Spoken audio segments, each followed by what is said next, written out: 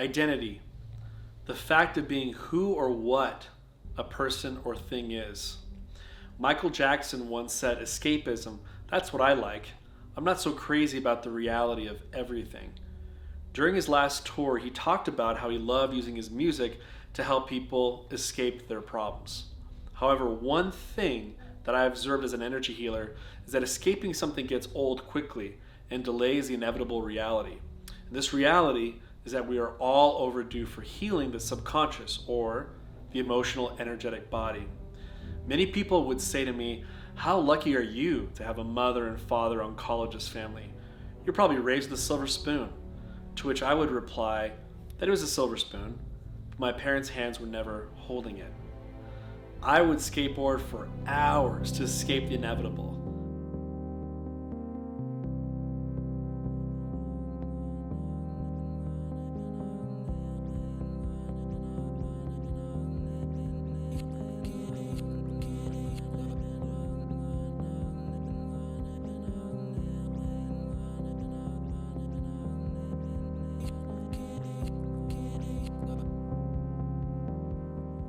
I would be escaping the loneliness and quietness of the home.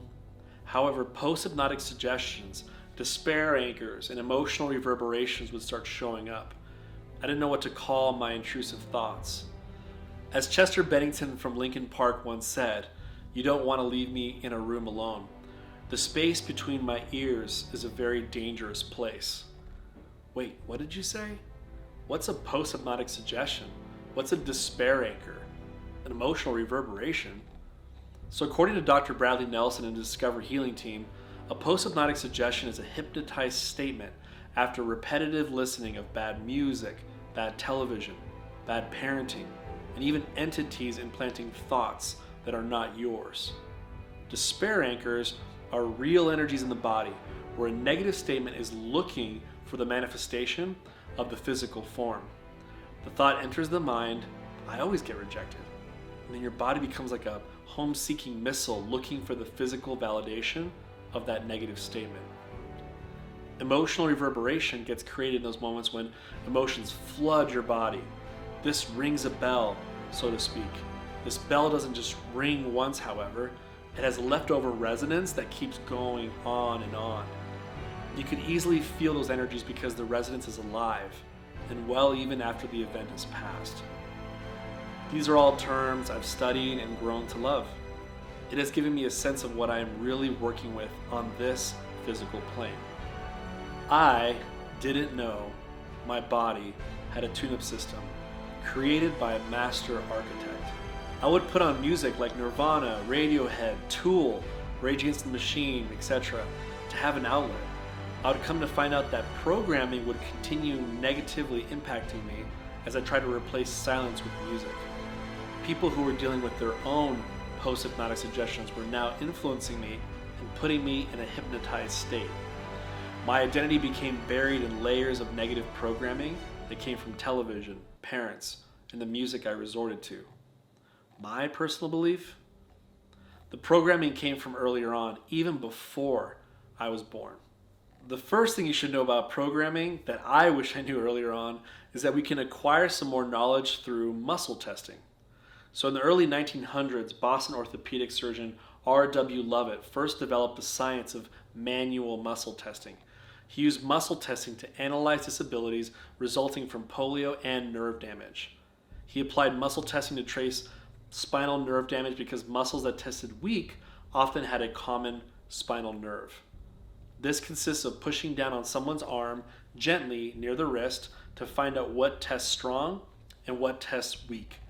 Chiropractors use this body technology to find out what misalignments are present in their patients. Dr. Bradley Nelson uses it to find emotional energies trapped in the body using the emotion and body code system that can cause emotional, physical, and spiritual symptoms. Here's where it gets real interesting. Dr. Bradley Nelson's research goes beyond fundamental questions.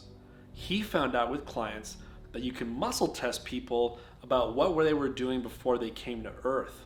He found out that these two questions always tested in the positive no matter what religion or faith they currently associated themselves with. Were you with your Creator working on your gifts and talents? Everyone tests positive, yes. Were you on a spiritual mission before you were born where you helped family members with their life events? Everyone tests positive, yes. These are called preconception trapped emotions. These emotions are typically emotional energies you absorbed from witnessing family members dealing with trauma, and you kept those energies in your spiritual body before attaining your physical body. The questions I asked myself: what did you witness? Relationship heartbreak? Someone witnessing death? Failures in business? Family drama? Depending on what you witness and what you absorbed, it will affect your conscious decisions in your own life.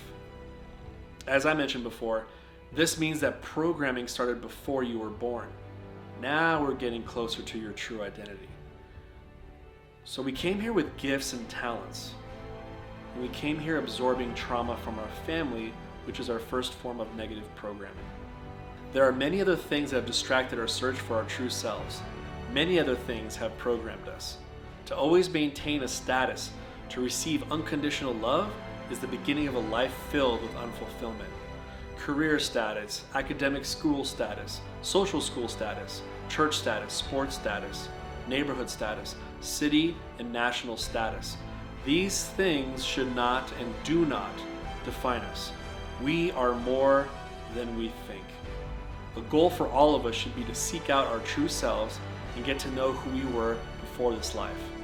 Then we can better understand who we are in the present, and we can better shape our future.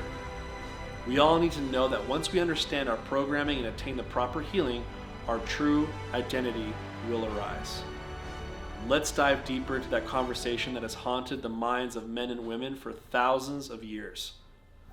3 words: who am I?